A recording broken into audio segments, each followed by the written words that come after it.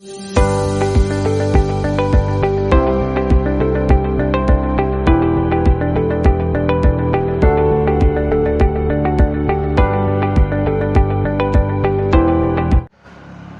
Evening dear students, कैसे हैं आप लोग?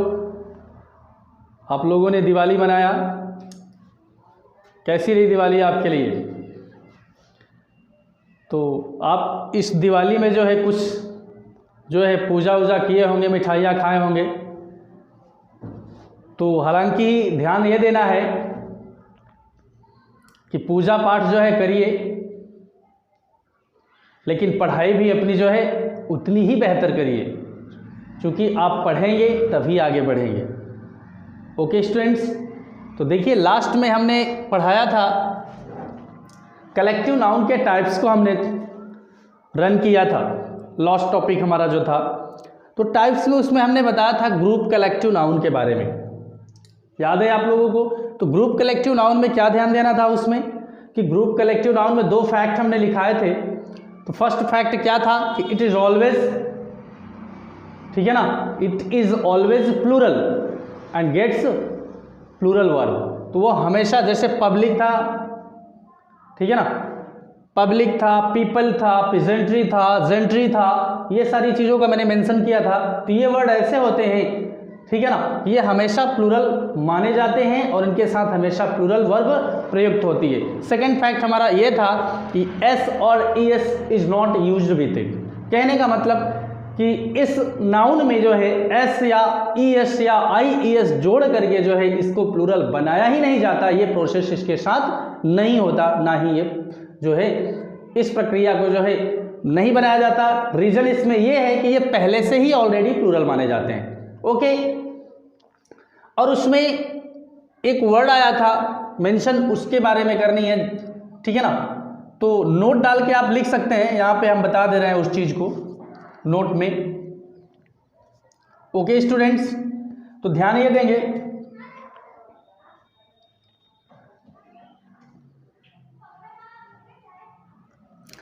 when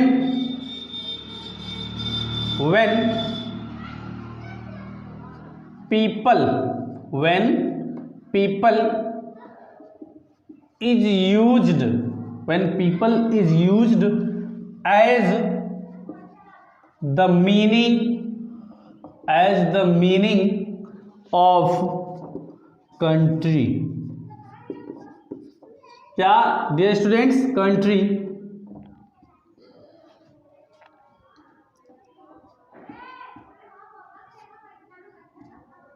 तो it is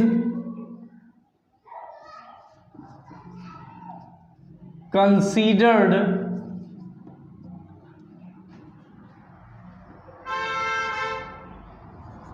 as common noun, ठीक है ना। Hence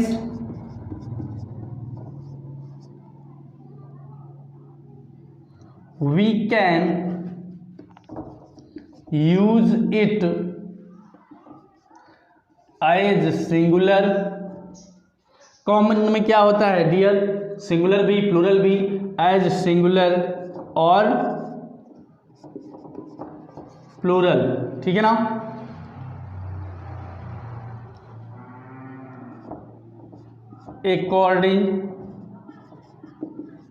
according to the requirement। Okay students, आप समझ गए होंगे इसका मतलब क्या हुआ। थोड़ा सा मैं समझा देता हूं आप लोगों को। When people is used as the meaning of country, जब people शब्द का प्रयोग, डियर स्टूडेंट्स, जब people शब्द का प्रयोग, यहां पर ध्यान से देखेंगे, when people is used as the meaning of country, जब people शब्द का प्रयोग जो है, ठीक है ना, कंट्री के अर्थ में, कंट्री के अर्थ में, किसी कंट्री के अर्थ में किया जाता है, तो it is considered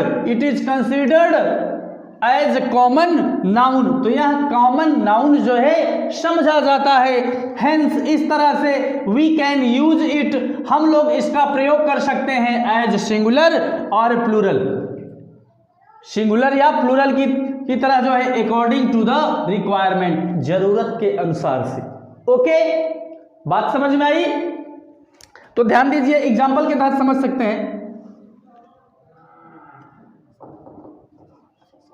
India is a people of Asia. अब यहां पे डियर ध्यान ये देना है, यहां पे डियर ध्यान ये देना है कि भारत जो है, भारत क्या है?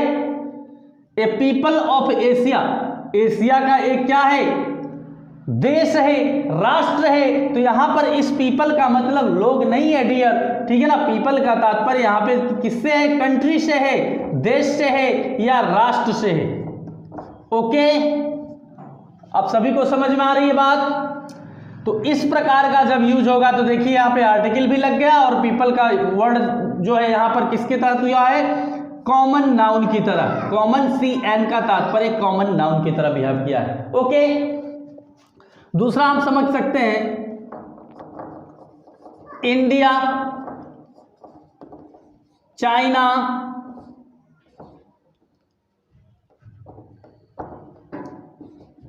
Sri Lanka are peoples of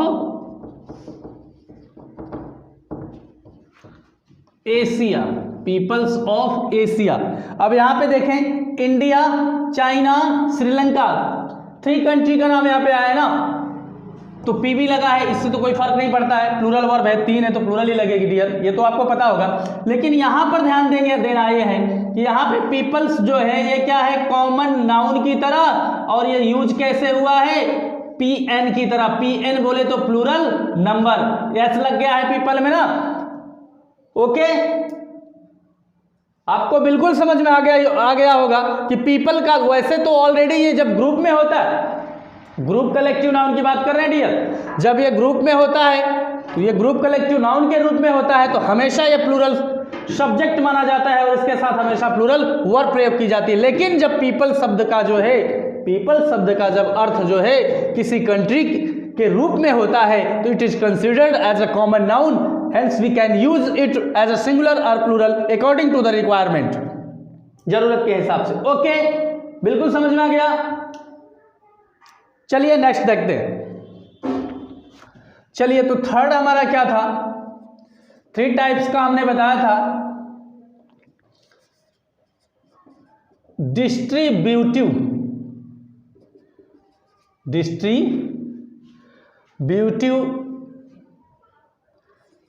collective,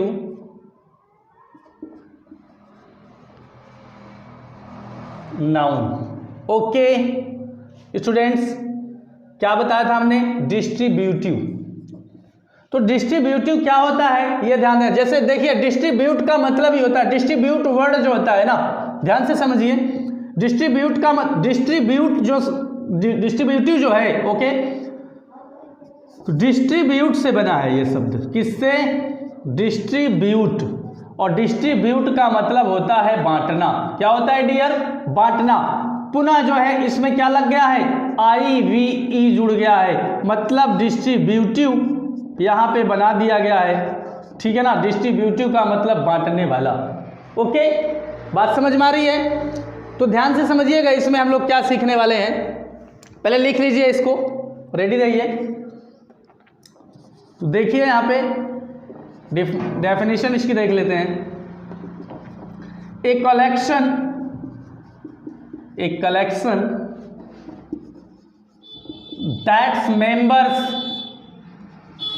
that members are either unanimous or different in opinion.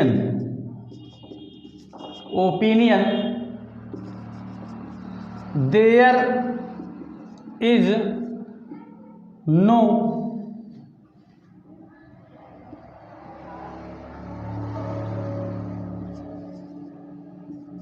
certainty for it is called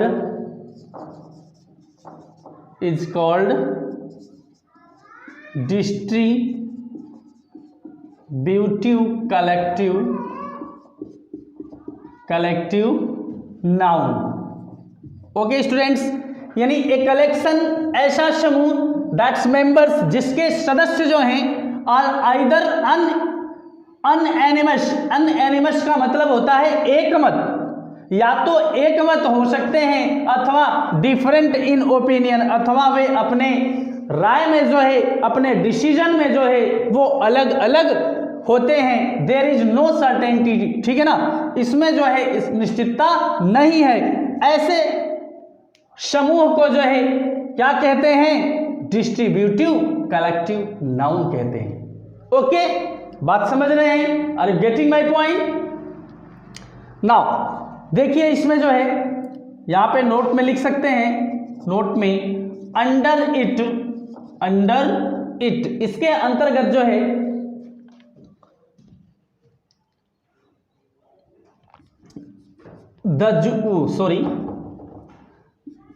jury, mob,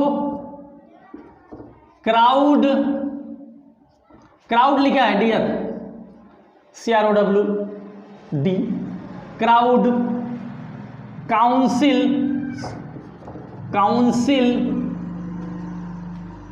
committee,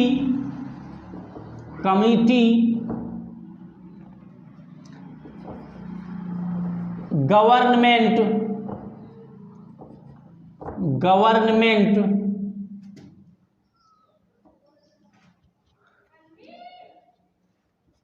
okay, ऐसे भी ETC काफी वर्ड हैं डियर। कॉन्सेप्ट को समझिएगा, बिल्कुल क्लियर हो जाएगा। कॉन्सेप्ट में आप एक ही दो वर्ड अगर आप समझ लेते हैं तो उतना पर्याप्त हो जाता है। ओके, तो चलिए देखते हैं, थोड़ा सा आगे बढ़ते हैं, इसके बारे में थोड़ा सा फैक्ट इसका क्या होता है। सभी लोग जो है फैक्ट, ठीक है, तो फैक्ट नंबर 1 में यहां पे हम चर्चा करेंगे। फैक्ट नंबर 1 हमारा क्या कहता है?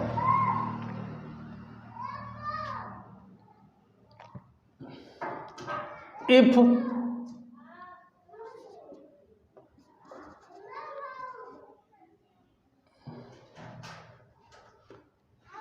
the members of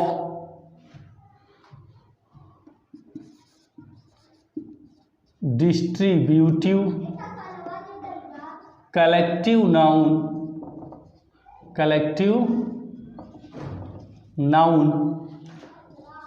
are unanimous, okay, समझते चलिए। If the members of distributive collective noun, यदि डिस्ट्रीब्यूटिव कलेक्टिव नाउन के जो सदस्य हैं, ठीक है ना, आर अनएनिमस का मतलब क्या होता है डियर? एकमत, सर्वसम्मत, ठीक है ना, एकमत कहें या सर्वसम्मत, यानी सभी का जो है विचार जो है वो समान हो। ओके, यहां तक बात समझ में आई? तो if the members of distributive collective noun are unanimous, ठीक है ना, it is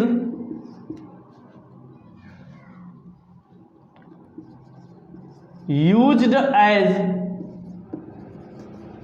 singular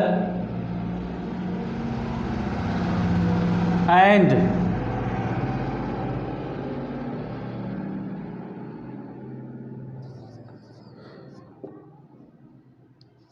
gets singular verb। Okay, note,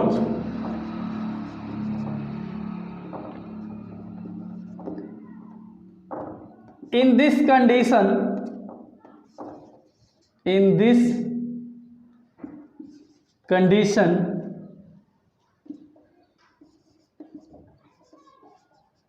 pronoun it, its, itself,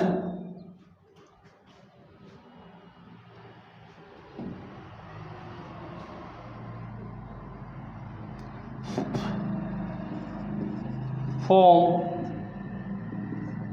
is used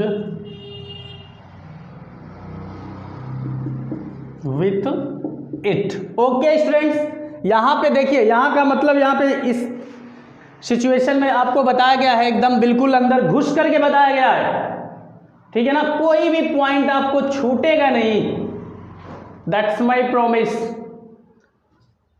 always contact with the channel topper creator. Okay, बने रहें। देखिए इसमें जो है fact number 1 में हमने बताया, if the members of distributive collective noun are it is used as a singular and gets a singular verb. जब डिस्ट्रीब्यूटिव के सदस्य जो है, डिस्ट्रीब्यूटिव कलेक्टिव नाउन के सदस्य जो है एक मत में हो, सर्वसम्मत में हो, तो यह जो है सिंगुलर जो है प्रयोग किया जाता है और सिंगुलर वर्ब भी लेता है। नोट में हमने बताया कि इन दिस कंडीशन, इस स्थिति में, इस सिचुएशन में जो है pronoun it, it's, itself form जो है इज यूज्ड विथ इट, इसके साथ प्रयोग किया जाता है। Okay, fact number 2। Fact number 2 कहता है, यहां पे ध्यान देना यह है, if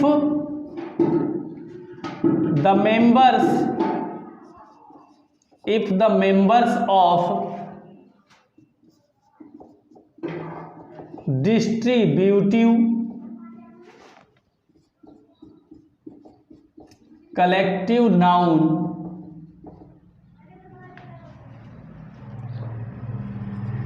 are different in opinion,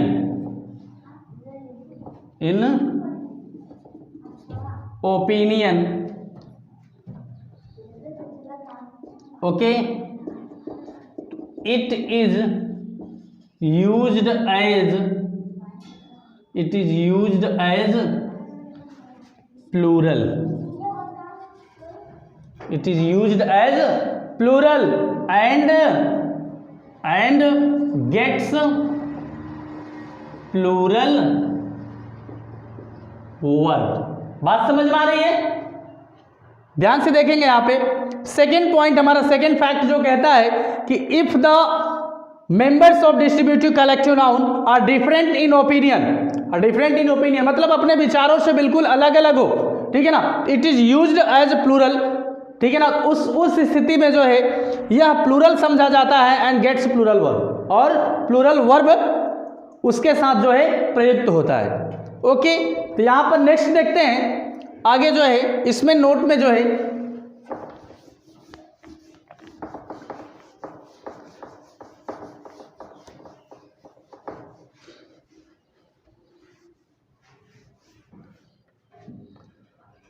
note में लिखेंगे, रूल नंबर 2 का नोट जो रहेगा यहां पर उसको लिखेंगे, in this condition pronoun they, them, their, theirs और themselves form is used with it। Okay, यहां तक बात समझ में आई? जब इन दिस कंडीशन, इस सिचुएशन में, इस स्थिति में प्रोनाउन जो है जब वो प्लूरल माना जाएगा तो उसके साथ प्रोनाउन की अगर जरूरत पड़ी एज अ रिक्वायरमेंट तो दे, देम, दियर, दियर्स और देमसेल्फ, कहने का मतलब दे वाला फॉर्म जो है वही इसके साथ प्रयुक्त होगा। ओके, तीसरा जो है फैक्ट होगा हमारा एस, ई एस और I E S is not used with it, ठीक है ना। इट का तात्पर्य इस डिस्ट्रीब्यूटिव में जितने आए हैं आपके अंतर्गत S E S I E S जो है यूज नहीं होते हैं। ओके, अब जो है आप लोग थोड़ा सा डिस्कस करेंगे क्वेश्चन की, ठीक है ना। आप लोग उसमें जो है बताएं कहाँ क्या कैसे है। ओके स्टूडेंट्स, तो फर्स्ट क्वेश्चन है द जूरी was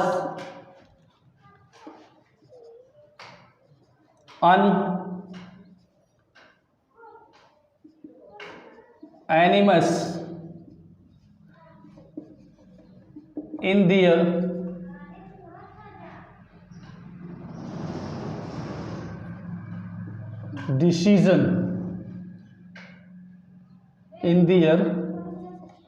decision दूसरा क्वेश्चन है the jury was unanimous in it's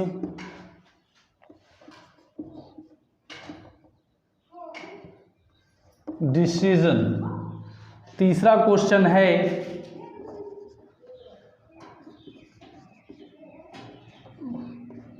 the juries were unanimous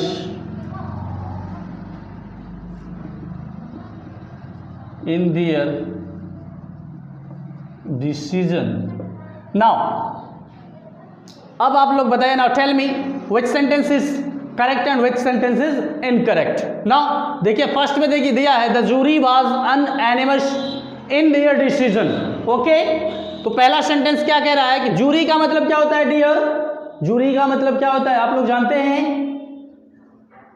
jury का मतलब, जूरी मीन्स होता है अ ग्रुप ऑफ जजेस, अ ग्रुप ऑफ जजेस। आप लोग काफी जो है टेलीविजन आप लोगों के समक्ष जो है सभी के घर पे होगा, आप लोग जानते हैं उसमें जो जजेस बैठे रहते हैं, डांस इंडिया डांस आता है, काफी प्रोग्राम आते हैं, तो उसमें बच्चे को परफॉर्मेंस के हिसाब से वो अपना जो है नंबर देते हैं। अब तो आप बिल्कुल समझ गए होंगे ना। तो जो देते हैं नंबर, जो ग्रुप बैठा होता है डिसीजन लेता है कि कौन क्वालिफाई किया है नेक्स्ट के लिए, जो है कौन अनक्वालिफाइड हुआ है, जो वहाँ पे बैठे होते हैं, जो पूरा समूह होता है जितने लोगों का, जो सेलिब्रिटी बैठे रहते हैं लोग, आप तो समझ गए होंगे आई थिंक ना, बिल्कुल समझ गए होंगे, उन्हीं को क्या बोलते हैं, जूरी बोलते हैं। ओके स्टूडेंट्स, तो the jury was unanimous in their decision. यहाँ पे देखेंगे द जूरी क्या है, डिस्ट्रीब्यूटिव कलेक्टिव नाउन है, कोई दिक्कत नहीं, यहाँ तक सही है। वाज कोई दिक्कत नहीं भाई। एनिमस, एनिमस का मतलब क्या है डियर, एकमत, क्या है एकमत, सर्वसम्मत, तो यहाँ तक तो बिल्कुल सही है। आगे देखते हैं, तो दियर कहाँ से होगा भाई, कहाँ से होगा, जब प्लूरल होगा तब ना दियर होगा, ये यूज THEIR दे वाला फैमिली का है ये प्रोनाउन, तो इस तरीके से ये सेंटेंस गलत है, इनकरेक्ट है। ओके नाउ सेकंड पे चलते हैं, द जूरी यहाँ तक बिल्कुल करेक्ट है, वाज बिल्कुल सही है। आगे देखते हैं, अनएनिमस यहाँ तक भी सही है, उपरयुक्त देख लीजिए।